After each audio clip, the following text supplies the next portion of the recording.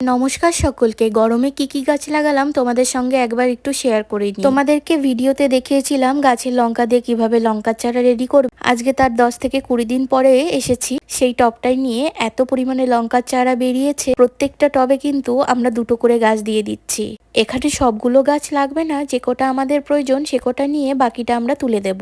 গরমে লঙ্কাটা তোমরা কিন্তু করতে পারো। দেখো প্রত্যেকটা টবে একটা একটা করে বসানো হয়েছে, আর তার মধ্যে কিছু কিছু টবে আমরা দুটো তিনটে করে বসিয়েছি। যার যেমন প্রয়োজন সে তেমন বসাতে পারে। তবে স্ট্রাকচারটার উপরে দেখো আমরা ঘিরে নিয়েছি, যেহেতু এখন গরমকাল, রোদটা প্রচুর পরিমাণে পড়ছে, তাই এই সবুজ নেট আমরা কিন্তু অনলাইন থেকে নিয়েছি। তোমরা যারা আগে জানো আমাদের ভিডিও আগের গার্ডেনে ছিল, সেগুলো আমরা কিন্তু রেখে দিয়েছিলাম। পাশাপাশি লাগিয়েছি ভেন্ডি, তবে ভেন্ডি গাছ বেশি পরিমাণে করব না, 4 থেকে 5টা গাছই আছে। সাথে লাগিয়েছি কিন্তু করলা গাছ। শীতের শেষ দিকে এগুলোকে চারা দিয়েছিলাম, তাই দেখো বড় বড় হয়েছে, মানে ওই আর কি আগে ফল পাবো বলে। তোমরা চাইলে এখনো বসাতে পারো, বহুত সময় আছে।